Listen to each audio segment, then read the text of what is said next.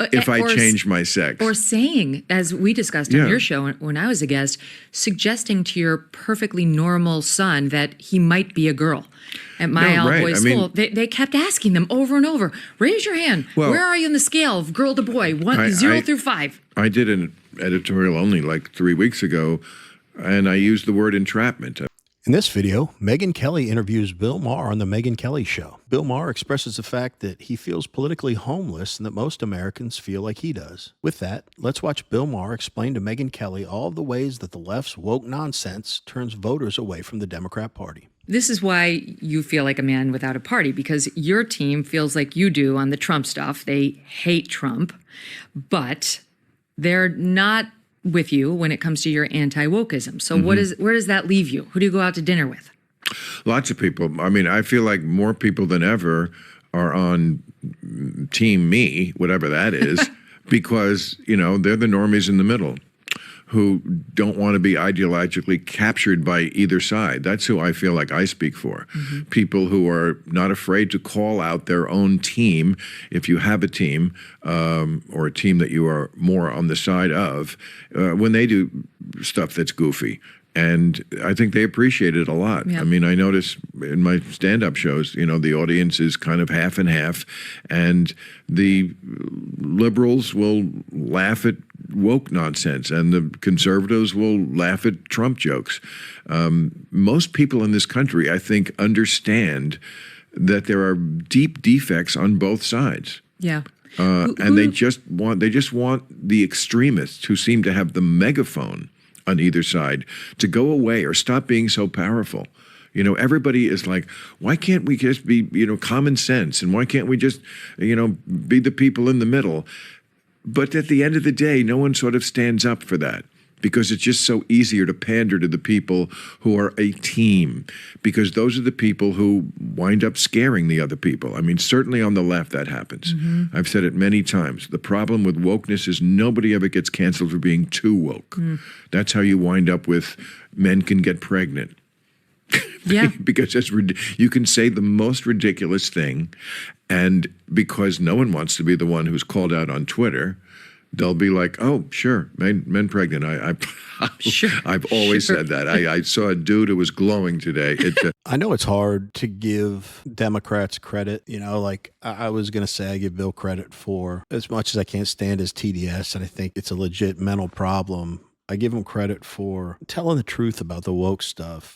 Because a lot of political commentators on the left and the politicians and the party leaders, I'm not talking about the voters and the small group of activists that care about the woke stuff. I think most of them, some of them are super dumb, but most of them just know logically that the woke stuff's all a big joke. But they decided to embrace that part of their party, and now they're stuck. They have to continue to lie about, you know, basic biological facts, and they don't have any facts to back it up. So that's why their arguments always come from emotion, but they never learn. You hear people like Tim Waltz, Jasmine Crockett, essentially saying we need to double down on this stuff. We can't back away from putting tampons in boys' restrooms. So while everything Bill's saying is right, it's never going to change anything, but I do give him credit for at least being consistent. And if you've watched his channel at all, you know, I think his arguments against Trump are truly laughable. I mean, truly some of the weakest in all of political commentary, but he's been consistent in saying this woke stuff is nonsense. Anyway, let's get back to the video. You know, it's just so ridiculous what you can get away with saying, and just the intimidation factor. And certainly on the right that happens too. So you don't seem like someone who's ever felt that. Have you managed to escape ever afraid of blowback from your own side? Well, I mean, come on, I've been on 31 years. It comes with the territory every week. When people say to me on Saturday, how'd the show go last night? I'd say, if I'm not canceled today, it went great. You know, I mean, they're always looking to take you down, and the knives are always out. But, you know, I feel like at this point, after 31 years, if they wind up getting me, okay, I had a pretty good run. That's right. And also, I think there's just a lot of people who have my back, and they appreciate what I do, and they appreciate me having that bond with my audience that I don't. If you like watching videos like this one, like and subscribe. We'd really appreciate it. let's get back to the video. Pull a punch, and I never will. And it's made me, lose some audience. That's true. I say it in the introduction to the book. I say, I have lost some people, and I don't miss them. Those are the more woke people who think I'm somehow betrayed them, and I didn't. One reason I wrote this book was by going through all the old editorials over the whole span of the show. I wanted to see, have I changed? Or has my politics changed? And I really think it's not mostly me.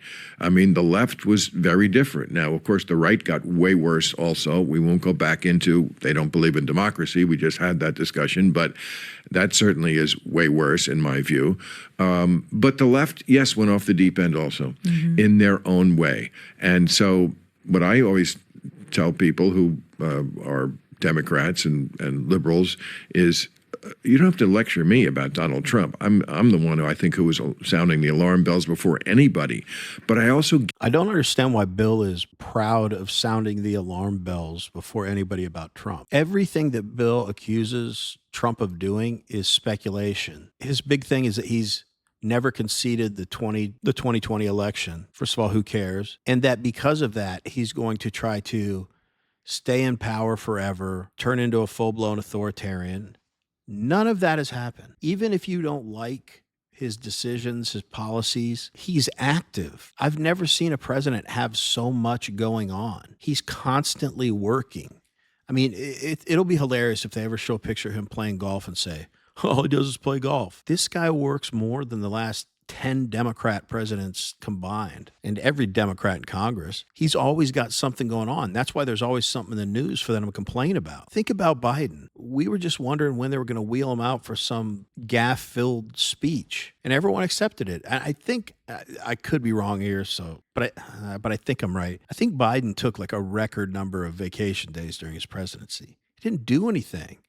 So again, agree or disagree, you can lie to yourself and say that Donald Trump doesn't care about this country and just cares about himself. He's just shown time and time again that he's willing to sacrifice his reputation, his freedom potentially, his life potentially, and he's been willing to lose a lot of money while being president. So my point is, whatever moves he's making, all this activity, all the things he's doing, it's because he thinks they're in the best interest of the country. You can say for sure that someone like Joe Biden, who was never out and about, they never had things going on, they never were trying to get anything done. It's like, okay, we made it. We're in the presidency. And that was the goal. The goal wasn't, okay, let's do the hard work when we're in the presidency. So I'd argue that at least Donald Trump's trying, and I'm saying this from a perspective of someone that hates him or hates his policy, at least he's trying to do something to better the country. I mean, if you're a Democrat, you're essentially saying, I'd rather someone sit in office and do absolutely nothing than at least make an effort to improve our lives in the future and our children's lives. Anyway, let's wrap up the video. Get why people vote for him. I absolutely do. Because the stuff that, for example, you just said penises in the swimming pool, and the stuff that is threatening to people that comes from the left is so much more in their everyday life. It's not vague. Like to most people, what's Trump and democracy? It's a vague thought. And Ukraine, that's very far away. Was it impeachable? Who knows? But I know about my kid coming home from school and saying, well, they're telling me I can't tell you. Yeah. If I change my sex. Or saying, as we discussed on your show when I was a guest, suggesting to your perfectly normal son that he might be a girl. At my all-boys school, they kept asking them over and over, raise your hand. Well, where are you on the scale of girl to boy, 0 through 5? I did an editorial only like 3 weeks ago, and I used the word entrapment. I mean, it was about comparing what goes on in the school. It is entrapment, Bill, and another step towards burning down Western society and making a whole medical industry around transgenderism very, very rich. But we want to hear from you. What do you guys think about this conversation between Bill Maher and Megyn Kelly? Let us know in the comments. Anyway, as always, really appreciate you watching, and we will see you in the next one.